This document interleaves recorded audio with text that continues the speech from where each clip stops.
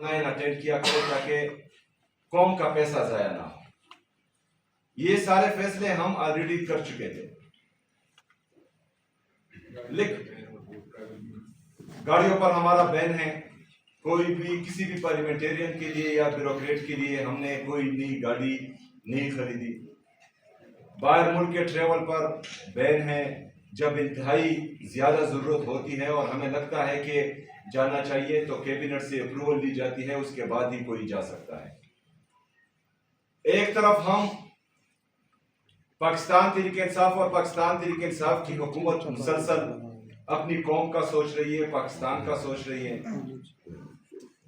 दूसरी तरफ 7 महीनों में $5 अरब से ज्यादा कर्जे लिए जाते हैं और शाह खर्चिया इटली के 12 अरब रुपए के जहाज लिए जाते हैं।